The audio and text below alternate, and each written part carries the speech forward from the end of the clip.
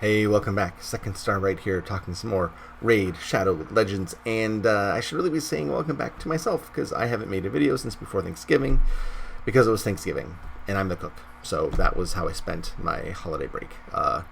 Cooking a little bit, and then eating for days on end, where I consumed my body weight in turkey. Totally worth it. I can't wait to do it again. Oh, God. I love Thanksgiving. It's my favorite cooking holiday. So anyway, I did not completely ignore Raid while I was doing that. I was working on a bunch of different things, and one of them was a Faction Wars idea I had. Now, bear with me, because I know that this title of this video had nothing to do with Faction Wars, but I will come full circle back around to it. What happened was I was working on this, and this is going to take me a second to get there. Okay, so I shut off this. There we go. So this is a spreadsheet where I will also shut off. You know what? I'll just move me. Hey, where's me? There we go. I'll move me up here. No, I'll move me up here. There we go. Hey, guys. Hey, what's up? Okay, so this is a spreadsheet I was working on for Raid, and specifically for Faction Wars, and this one represents Banner Lords. And what I was doing was trying to find out where the weaknesses were, where the strengths were for these factions, and tangentially related to that was, as they add champions to the game, are they trying to actually address any holes that there may be? Because there are some significant ones. And the first thing I saw here was that defense down, which is a pretty important debuff right here, was getting no love whatsoever. We had a Vanguard had it, and then nothing until Baron. And Baron's a legendary, and not a lot of people have Baron. So if you want defense down, it's either you level up a swordsman or a bandit for a 30% defense down on their A1s, or you are lucky enough to have Baron, or you have Vanguard. And Vanguard doesn't really work. I guess he'd probably work maybe in Faction Wars sometimes. The way his A1 works is that it's a 30% defense down, and he only places it if the target has less defense than he does. So is that going to work on a boss? No. Probably not. I don't know. It's just a weird mechanic. And his A2 was then kind of dependent on that defense down being placed. So that champion needs a lot of work. It's just made oddly. What I did stumble upon though was this other champion called the Chevalier. The Chevalier, and I can pronounce that because my dad is French Canadian, and I spent my formative years in the summers in Maine, where the entire province of Quebec comes down for the summer. So a Chevalier has some really interesting buffs. Let me go on over to the buff section. Okay, so Chevalier is highlighted. He has a multi-hit A1, so 2 hits on A1, but Chevalier has a 20% chance of repeating that. So you can hit twice and then hit twice again, which is cool, right? Also, that A1 ignores shield and block damage bonus. Then also has a all ally continuous heal and a 30% all ally defense up, which is, they're the small versions of those two things, but still to have a really nice A1 with that as a bonus is kind of cool. And there's also a stun. And man, Banner Lords love their stuns. I don't know why, but look at this. So many stuns and no sleeps. Okay, well, however you want to do it. So let me get back to my screen. Hey, get back over there. Back to where you were, from whence you came. Turn game capture back on, and here we are. So let's go and look at Chevalier, because everyone probably has, not everyone, because it's void, so it's not the easiest thing to get, but all those people that want a Bellower and a Cold Heart, and they pull a Chevalier, are like, stupid Chevalier, and they throw it in their vault. Well, maybe there's a reason to take Chevalier out and see what's going on. Let's look at the one that I built. I just brought him up to 50 because I didn't know how good he was going to be, and I'll preface it by saying I don't know that he's worth 6-starring. Let's just get that out of the way. But he's fascinating in what he does with his skills. As I mentioned before, having this repeating A1 with ignoring block and shield has some potential for havoc, right? That sounds pretty good. So And then a stun, of course, on his A2, and then continuous heal and increased defense on his A3. That's an interesting kit that he has here. So masteries, I just made him, just brought him up to tier 5. And I only sent it him 3 times too, because I didn't have any good accessories. So I made him tanky, and I tried to get him as many extra hits as possible, in keeping with the theme of extra hit A1, relentless gear. I have him in relentless gear. I'll go back and we'll look at that real quick. And so I just did a lot of turn meter stuff, accuracy for his stun. Although I was kind of dubious about trying to build a support tree around his A2 that only does a single target stun, but that's what we had going for us. So that's what I did. It may be worthwhile when he's level 60 to go the offense tree instead, but we'll get into that a little bit later. And so I just had him thinking about, here's his counterattack, and that's another opportunity for him to trigger an A1. Increasing turn meter with Cycler Revenge. That was just what I was going for. And then plus he's defense based, so I thought Delay Death kind of works in with his archetype. So again, all pretty basic stuff. It was just, my idea was, let's try to get this guy involved in the action as much as we can. Even though he's has a lot of great support skills, he's defense based, so he has the potential for some good DPS. His artifacts, I put him in Relentless, because why not? If you have a multi-hit A1, let's try to maximize that, shall we? So, and again, I didn't have a great set, but they were 5 stars, and they were okay. I did not use the speed ones. I have some speed ones too, but I put on the accuracy ones instead, because he has the stun. So that's why I went with that. It's all middling gear. I didn't have this stuff leveled. I wasn't really using it.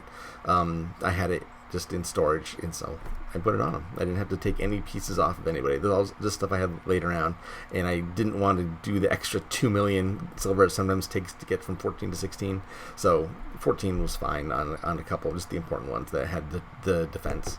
This one has hit points, I think. Yeah, the one is hit points, but anything that had defense on it, I tried to build up as much as I could. This was hit points again. I didn't have a lot to choose from. Oh, I did put on the speed boots. That's right. I tested around and he was going way too slow, so I did put on speed boots, defense boots for him.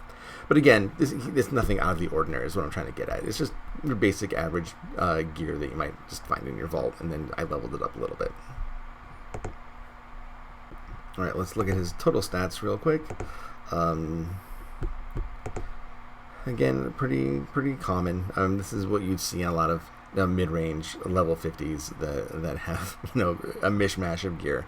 The crit rate's only a little bit less than 50%, 70% damage. Debuff, his resistance is 30 and his accuracy is 60.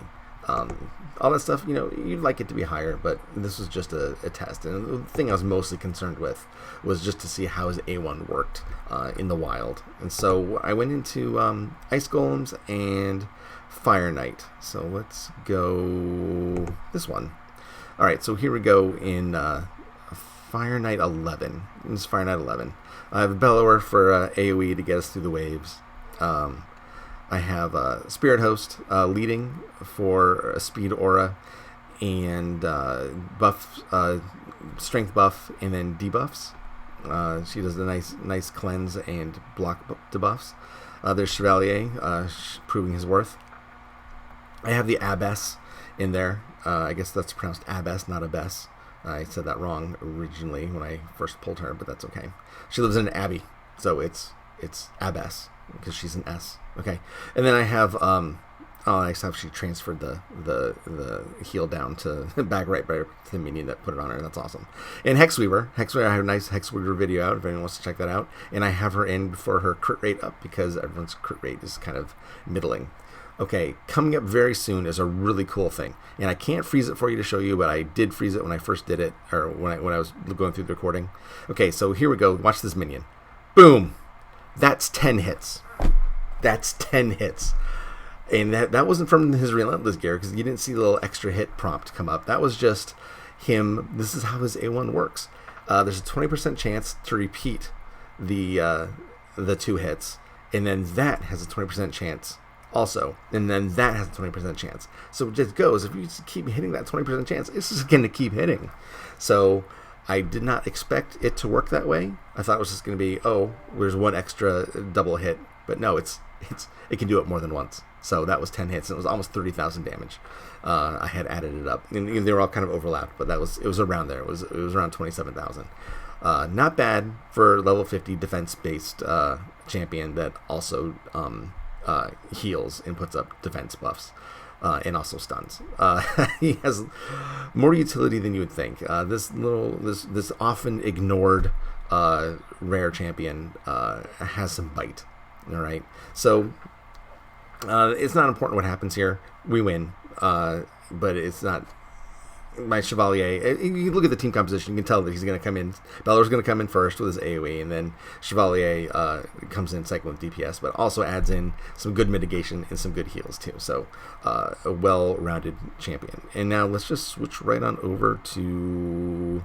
Okay, we'll shut this off, and we'll go to Media Source 2. Oh, look, I vanished. I wonder why that is. Can I come back? Shut off this? Shut this off, or no? Okay, well, I guess I'm gone.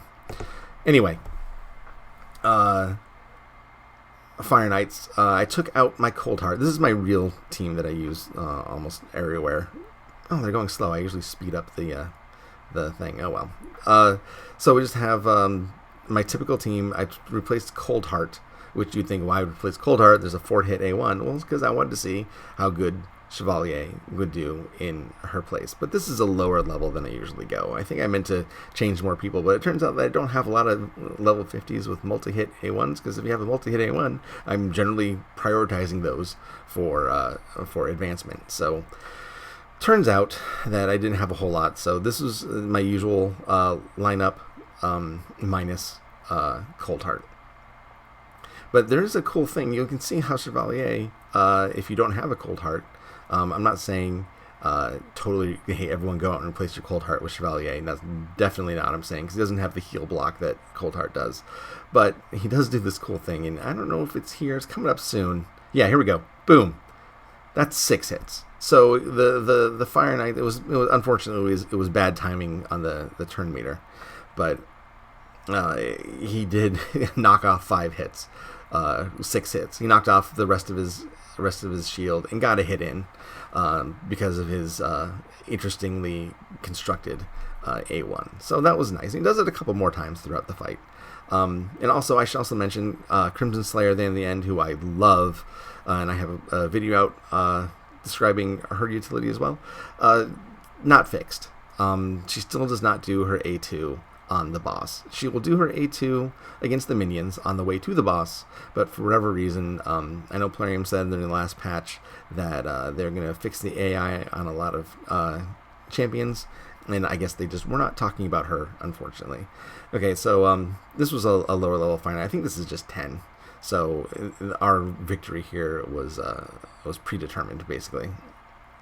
But still, you see, Chevalier, he did his job. He didn't really, when you have Crimson Slayer and Tyrell in there, you're not going to compete. But I think he had some decent mitigation, threw in some heals, and was able to put in some extra hits on the shield. And that's really what you're looking for on the boss, is just getting that shield down so you can do damage. Alright, so let's go back to where we were and be gone with you. Hey, look, I'm back. So that is Chevalier. An often ignored, dismissed champion that has some utility. Why not? If you have Chevalier is guarding your vault, most likely, and you want to just try out a new champion, Void, so maybe you don't have him, but for all those people that wanted a Bellower and wanted a Cold Heart and got a Chevalier instead, this video is for you. Now you know what Chevalier can do. Now I'm considering, I think I mentioned it before, taking him to 6, because I really think that dropping the other tree, either support or defense, I'm not sure which yet, probably support, and then adding in the offensive tree, his tier 6, I think War Master would be a good choice, because he's repeating that attack so many times. I think that repeats, I think War Master, because Elhain works that way, or at least used to, where her extra attack would proc an extra War Master. So I'm wondering if Chevalier would do the same. I think he could pump out some really impressive damage numbers if he gets a bunch of extra hits with War Master. So maybe that'll be something I will do in the future. And maybe I'll put out a video where I 6-star Chevalier and then I finish booking out Crimson Slayer and see what happens. I don't know. See them at their most effective. Because this Chevalier had no books whatsoever. I just wanted to see how the A1 worked. So not bad for a rare. Anyway, thank you guys. I hope that you gleaned some new information from this video and answered some questions. If you have any others, please leave them in the comments below. I really appreciate your support. I appreciate your watching. I appreciate everything about you. And I will see you next time. Thanks a lot. Cheers.